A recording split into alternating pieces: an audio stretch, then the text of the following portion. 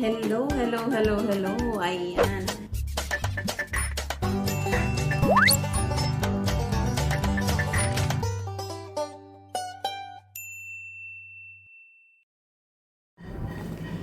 Hello guys, magandang tanghali. Ayan, samahan niyo ako. Magluluto tayo guys. Request ito guys ng aking amo. Ayan, siya ang nag-send sa akin ng video nito guys. So, gagayahin lang natin ito. Bali, ang original na gumawa nito ay si Dilis de Recit. Ayan. So, French sila guys. Ayan, so kailangan natin ng 4 na chicken breast guys. Ayan, hihiwaan muna natin siya ng ganyan. Ayan, hiwa-hiwain nyo ng ganyan sa ibabaw.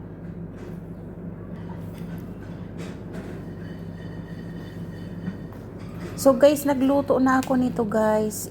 Inuna kong nilutuan yung amo ko. Pinasubok ko sa kanya nung isang araw. So ngayon, paglulutuan ko naman yung kanyang mga apo. Ayan, para ito sa 4 na tao guys. Kaya 4 na piraso yung aking gagawin. Ayan, pagkatapos yung hiwain, lagyan nyo ng asin. At syempre ng paminta guys. Ayan, kung gusto nyo gumamit ng powder, pwede naman.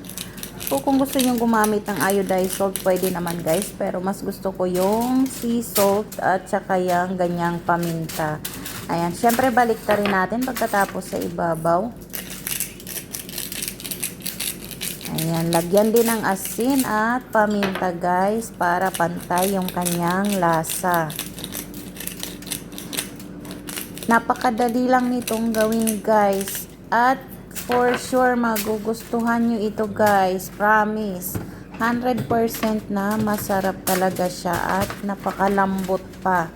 Ayan guys, ang secret nito guys, kapag kakain na kayo sa kanyo lang lulutuin. Ayan, kasi yung chicken kapag sobrang luto at lumamig na ay tumitigas. So ayan guys, syempre i-coat natin siya sa flour.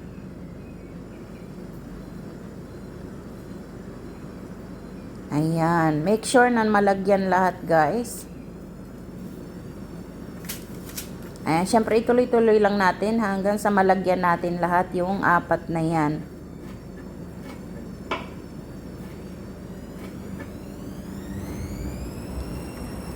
Ayan guys, pwede nga pala kayong maglagay ng green herbs dyan sa chicken guys bago nyo siya i-coat ng flour. Ayan, so nagmamadali ako kaya hindi ko na siya nalagyan guys. Yun ay kung gusto nyo lang naman. Pero kung ayaw nyo maglagay ng herbs, pwede naman guys, kagaya niyang ginawa ko ngayon. So nilagyan lang natin siya ng asin, ng paminta at i-coat na natin ng flour. Ayan, dahil nalagyan na natin guys, ready na tayo na iluto yan. Ayan, syempre painitin natin yung ating kawali. Lagyan natin ng butter. Ayan, hayaan muna nating matunaw yung butter guys. Ayan, wag nyong lalakasan ang apoy guys kasi yung butter mabilis yan masunog. Magba-brown yan kapag sobrang init. Ayan, kaya kailangan iganyan-ganyan nyo siya. Halu-haluin nyo ng ganyan guys para pantay.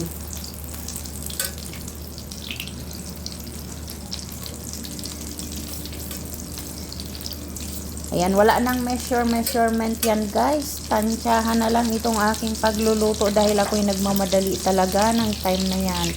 Ayan, kulang na yung oras ko dahil kakain na nga sila at ilang klase ng pagkain yung aming niluto ng time na yan. So, rush talaga yan. Ayan guys, dahil patunaw na ang ating butter, ilagay nyo na yung chicken.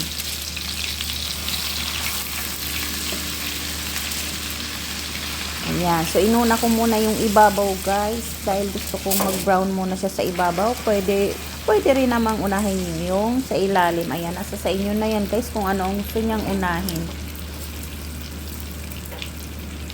Ayan, so hayaan muna natin siya hanggang sa mag-brown yung ibabaw. Minuto lang yan guys. Maximum 2 minutes. Ayan, wag nyo siya masyadong patagalin ng pagluluto kasi tumitigas yung chicken guys kapag matagal mong niluluto, na-overcook siya. Ayan, naglagay nga pala ako ng garlic puree guys. Ayan yung durog na grind na garlic. Ayan, kung gusto nyo maglagay nung hiniwa-hiwa lang at tinadtad na garlic, pwede naman guys. Ayan, so ganyan ang nilagay kong bawang guys dahil minsan may mga tao na ayaw nila na nakikita yung bawang. Ayan, ayaw nila ng maraming bawang. Pero dahil kailangan lagyan natin yan dahil pampasarap yan guys. Kaya yung nag-grind ang aking nilagay. So hindi siya halatado, diba? Hindi makikita. May lasa lang siya pero hindi kita na may bawang. Ayan, ganyan ang diskarte guys. So, ayan, kapag nailagay na natin, okay na yan, paluto na, lagyan na natin ng soy sauce. Ayan, light soy sauce nga pala yung ginamit ko, guys. Light Kikkoman soy sauce. Ayan, pero kung ano ang meron sa inyo, pwede naman. At syempre, lagyan natin ng rice vinegar. Ayan, so yan ang napili ko, rice vinegar, pero pwede rin naman kayong maglagay ng white vinegar. Ayan, syempre, lagyan natin ng honey. Ayan, 1.5 na tablespoon ang nilagay ko guys. Ayan, so pag niluto nyo, tansyahin nyo na lang guys. Siyempre, depende yan sa inyong panlasa at kayo naman ang kakain. Ayan, pwede nyo rin yan lagyan ng konting tubig kung ayaw nyo ng super sticky siya. So, ayan guys, magme-melt naman kasi yung honey. Ayan, diba mag-water siya, kaya okay lang naman na ganyan lang. Pero kung gusto nyo ng medyo masos siya, pwede kayong mag-add ng konting tubig. So, ayan, baliktarin lang natin para mag-absorb naman sa kabila yung sauce. So, ganyan lang siya guys. Napakadali lang lutuin.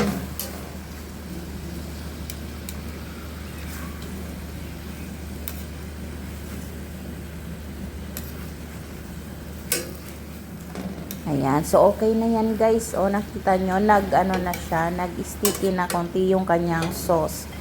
So, ayan, pwede na natin yang i-off guys. Dahil luto na siya. Ayan, syempre ilagay nyo sa ibabaw yung sauce para shiny siya guys. Kamukha na siya guys ng honey glazed chicken. Halos ganyan din naman yung kanyang style ng pagluluto.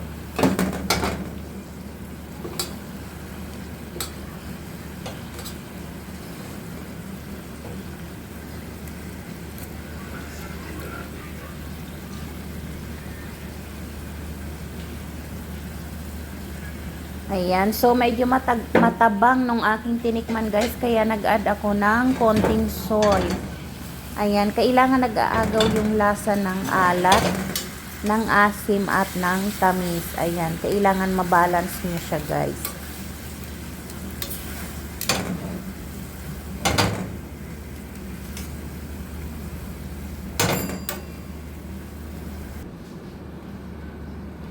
So, ayan guys, ready na. Lagyan natin ng parsley sa ibabaw. Ayan, dahil pwede na natin yang i-serve.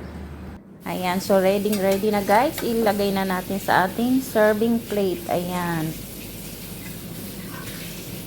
O, diba ang ganda ng kanyang itsura guys. Hindi lang itsura, pag natikman nyo yan, promise, magugustuhan nyo talaga ang lasa. Kaya i-try nyo na guys. Ayan. So, ang bilis lang niyang iluto, guys. Wala pang 30 minutes yung kanyang preparation at pagluluto. Ayan. Kayang-kaya nyo siyang lutuin ng mabilis. Ayan. So, ready na. Sana nagustuhan nyo, guys. Pasensya na hindi ko siya pwedeng ma-slice kasi nga kailangan naming i-serve siya ng buo. Ayan. So, tag-iisa yung 4 na taong kakain. Kaya ganyan namin siyang i-serve.